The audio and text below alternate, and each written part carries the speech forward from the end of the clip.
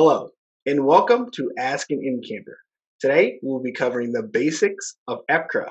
We'll be covering why it was created and who all is involved, as well as the 5 provisions that make up EPCRA. Today, our team members are Megan Walters, the Director of Compliance, and Julie Ragains, who is our Environmental Solutions Engineer. Hey guys, how you doing? Good. Good. So this is our second episode following up our TRI. So I really want to jump right in this. So Megan, what is EPCRA? Sure. So EPCRA stands for the Emergency Planning and Community Right to Know Act.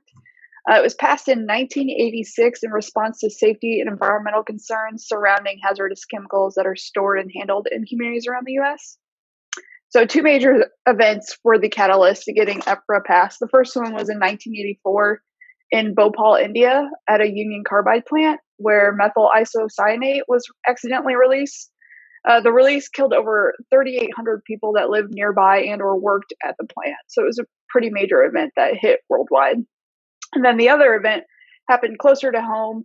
About 6 months after the Bhopal incident, the Union Carbide plant in Institute, West Virginia had a release as well. No one actually died, which is great, but the event still elevated the concern for local preparedness for chemical emergencies and the availability of information surrounding hazardous chemicals. Okay, that makes sense. So it's kind of surrounding the community, which makes up that Community Right to Know Act, which makes sense. So can you expand on why this is so important? Yeah. So the Community Right to Know provisions of EPCRA help increase the public's knowledge and access to information around chemicals at these facilities, their uses and releases to the environment. States and communities working with facilities can use the information to improve chemical safety and protect public health and the environment. So Julie, after the passing of EPCRA, each state had to plan a committee. So now we can get into the CERCs, TURCs, and LEPCs. What do these acronyms mean? You gotta love all the acronyms in our industry, don't you? Absolutely. All right. So at the state level, there are the CERCs, which are the State Emergency Response Commission, or where applicable, the TURCs, which are the Tribal Emergency Response Commission. And then on the local level, you have the LEPCs, which are the Local Emergency Planning Committees. So the CERCs and TURCs are on the same level. So what are their duties? Right. So the CERC supervises and coordinates the activities of the LEPCs. So they also establish procedures for receiving and processing public requests for information. It is the Community Right to Know Act after all. And then they also review local emergency response plans. So in regards to the TURCs, the Chief Executive Office of the tribe actually appoints the TURC, and then they just have the same responsibilities as the CERCs do. Gotcha. So that just leaves us, with the LEPCs. What do they do? All right. So they are composed of local officials, police officers, fire officials, civil defense, public health, transportation, environmental professionals, and then also representatives of facilities subject to the emergency planning requirements, community groups, the media. It's really a whole conglomerate of people. And they must develop an emergency response plan. They have to review this annually and make sure it's up to date and provide information about chemicals in the community to their citizens. Gotcha. So I kind of touched on this earlier about the 5 sections or provisions. So Megan, what does EPCRA cover? So there are 5 provisions, as you mentioned. The first one being emergency planning, which you can find in sections 301 to 303. This section is for emergency planning around EHSs, extremely hazardous substances. The next section is 304, which is the emergency release notification, and this is for reporting spills of those hazardous chemicals. And then the third section, section 311 to 312, is your hazardous chemical storage reporting requirements. So this is where Tier 2 is housed in EPCRA. Section 313 is toxic chemical release inventory, and this section's for TRI reporting. And then lastly, the most forgotten one is section 322, the trade secrets this section contains information about how to keep certain information that you report confidential. Yes, that is the forgotten one at the end there. So you mentioned the different sections from 301 all the way up to 322. So do those numbers have any significance? Where can I find more information? So these regulations implementing EPCRA are codified in Title 40 of the CFR Code of Federal Regulations, Parts 350 to 372. EPA also has a website dedicated to EPCRA information that provides useful guidance documents, and they also publish a frequently asked questions website where you can find information related to EPCRA and how to report. Megan, is that frequently asked? Is that updated every year? Do you know? Yep, it's updated every year. You can actually sign up for emails to get the updates as they add new questions that they've answered. Nice. Okay, so let's kind of jump into the 5 sections here. So starting with 301 to 303, what are the emergency response plans? So this is where the LEPCs come in. They're tasked with the emergency planning for their communities, and that involves the facility that stores, or any facility that stores extremely hazardous substances in these communities. So if you are a facility that stores EHSs in quantities greater than the threshold planning quantity, the TPQ, your facility must cooperate with the people on the LEPC to basically prepare this emergency plan. So this kind of brings in the first introduction of this list of lists. So can you explain kind of what the list of lists is and the requirement for this section? Yep, the list of lists is published by the EPA. It contains several lists from areas of the regulations like RCRA codes, reportable quantity thresholds, and threshold planning quantities, TPQs, which we mentioned above. TPQs are also published in the EPCRA regulations under Appendix A and B. So you can find those specifically under EPCRA, and any facility that has an EHS at or above the threshold planning quantity must notify the CERC or the TURC and the LEPC within 60 days after they receive a shipment or produce the substance on site. Interestingly enough, so you got 60 days. Do you happen to know how you contact the EPA? Like, what is the preferred method? Have you done this before? I have not done this before, but the way to do it, it depends on your state. A lot of these states have built portals for Tier 2, and they kind of incorporated this notification in there. So you'll need to check with your CERC. The LEPC might be something as simple as a call or an email or a letter. So you'll just have to check with how your CERC wants that information or your LEPC. Okay, gotcha. So Julie, so now we're going to jump to the next section, which is the emergency notification requirements, which is section 304. Tell me a little bit about that. Great. So section 304 requires facilities to immediately report accidental releases of EHSs and hazardous substances to local officials and the state.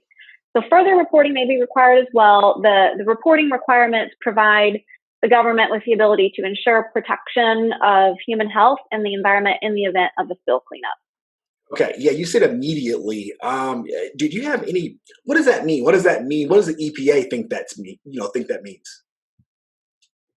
Typically, I would imagine it's been 24 hours as soon as possible. Megan, have you ever had to submit a 304 when you were an EHS manager in your former life? I fortunately did not, but I have heard that some of those deadlines are getting smaller and smaller. So I've heard 2 hours to 24 hours. It's just make your best judgment and get the notified officials as soon as possible. Yeah, absolutely. So back to you, Julie. Yep. So what kind of information is required on this notification to the CERCs and LEPCs?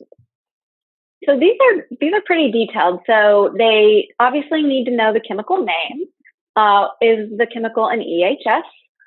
They want things like the quantity that was released in the environment, the time and the duration. Did it occur in air, water, land? Are there any anticipated acute or chronic health risks associated with the emergency? And where necessary, advice regarding medical attention for exposed individuals. So this is why having SDSs for your hazardous chemicals is so critical.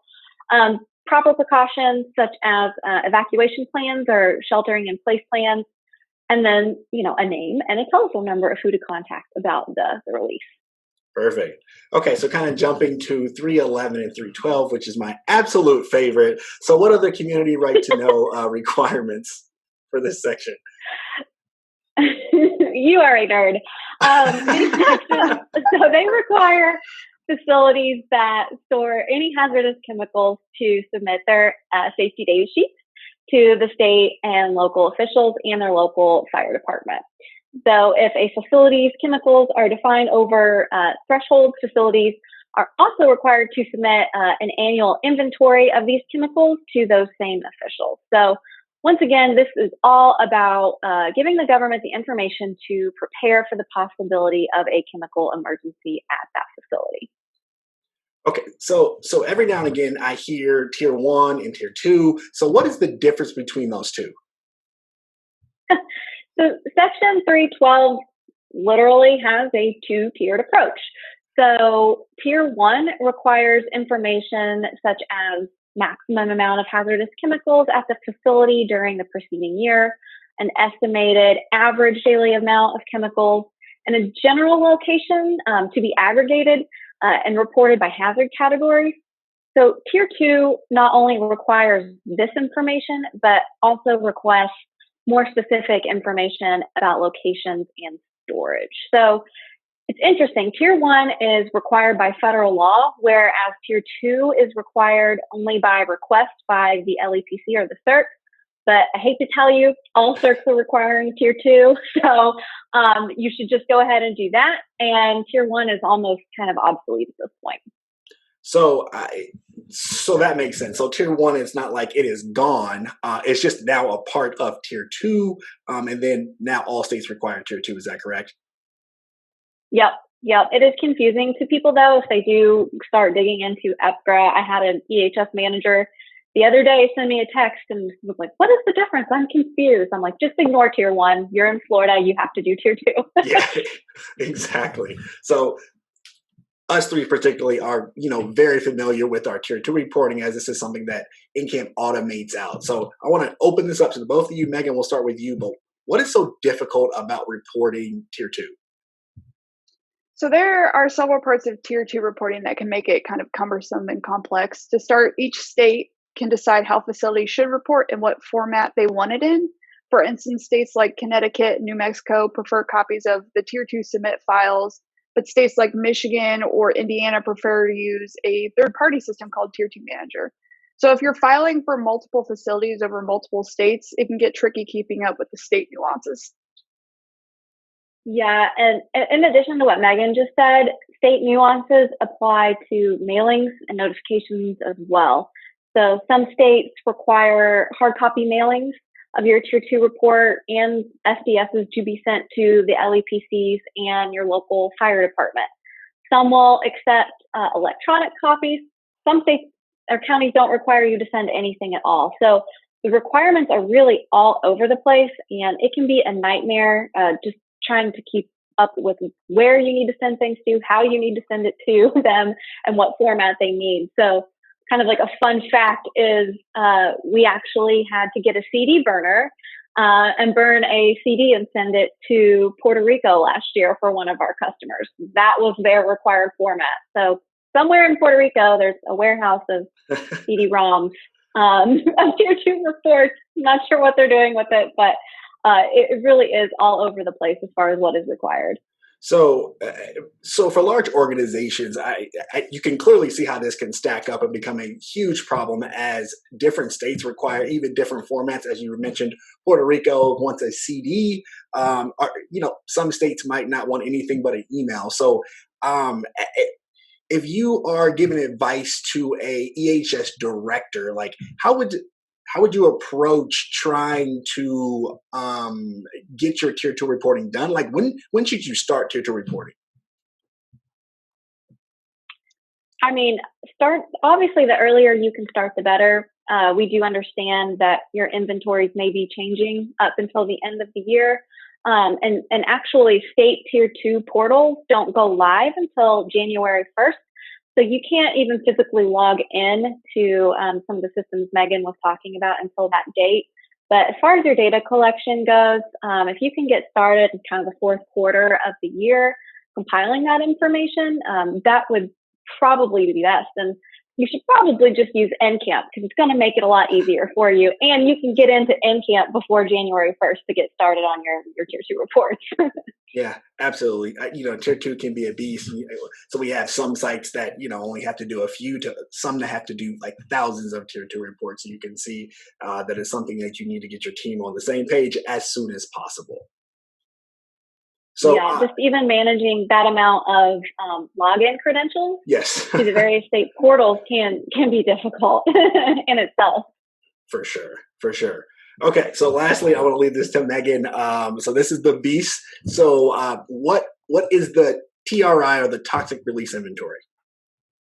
So TRI is as you mentioned, the toxic release inventory, and it tracks the management of certain toxic chemicals that pose a threat to human health and the environment. U.S. facilities in different industry sectors must report annually how much of each chemical is released to the environment and or managed through recycling, energy recovery, and treatment. So Megan and Julie, I want to open this back up to you. So this is a little different from that tier 2 reporting. What makes this so difficult? Sure. There's a lot of information to keep track of that you have to report for TRI. The main 3 sources for TRI that they're concerned with are air, water, and land. For air, I find the most difficult because you're calculating the rate of emission through vents and ducts and fans, etc. So those calculations can be pretty complex and difficult to understand. Yeah, and like with anything, all this data collection takes a lot of time. So just keeping up with changing regulations, nuances, you've got to verify with all of your chemical manufacturers, there's been no changes. If you have, if you're a large chemical manufacturing facility that's subject to this reporting, it's just a bear. It just takes so much time, and the sooner that you can get started on it, the better. So what I'm gathering from the both of you is that when we talk about tier 2, it is different state portals and the submissions are the issue. When we kind of talk about TRI, it's more the data gathering because of all the different sectors you have to put together and actually get your calculations, correct? Yep.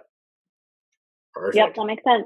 So to our listeners, as we all mentioned, this is a bear of a report, and we have actually made another Ask an Encamper section you can find on Encamp.com. So we will also be releasing another video as our deadline for July 1st approaches. It's to be coming to a little more details on the calculations and things like that. So be looking out for that. So Megan, as a quick review, I want to jump back in this. So our 302 notifications, they have a 60-day requirement, whether that's shipped to you or you produce it. The 304 notifications need to be immediate. The tier 2 is due March 1st, and our TRI is due July 1st. So what are the possible penalties for the companies that fail to comply with these regulations?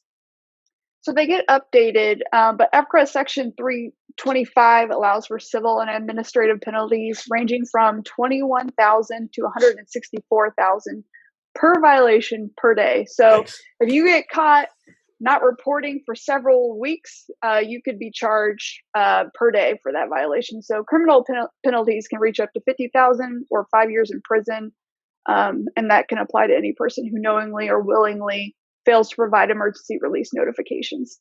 Yikes, that can be pretty stiff. Just a question to both of you: have you guys seen anybody or know of any company that's been penalized for EPCRA violations before? I don't know anyone personally, but EPA does send out newsletters here and there of their civil and criminal penalties. So I always like to read through that to see who should we target next for who obviously needs some Encamp help. But I fortunately do not know anyone personally that has had an EPCRA violation. Is that something that's published on EPA? Yep. Okay, gotcha. Yeah, states do it too. So like, for example, Texas, they actually post their meeting minutes from when they have the TCEQ have enforcement and corrective action meetings. So you can pull those from their website. Nice. Well, thank you both for covering the basics of EPCRA. If you have any questions for Julie or I or Megan, please leave a comment below, or you can actually contact either one of us on LinkedIn. If you're interested in learning more about EPCRA, a great resource is actually EPA government. I'll let you guys know any other, better resources or any other resources out there. EPA does a really good job of kind of consolidating all those resources. Julie, you probably have some in mind as well. Yeah, the EPA is great. And then we've put together a lot of information on our website as well. So kind of break it down in more layman's terms. We've got blog posts about EPCRA, Tier 2. We've got some checklists that might be helpful for you to download as well. Perfect. Thanks again, guys. For our listeners, if you want to learn more about Encamp, go to encamp.com. But yeah, we'll talk to you later.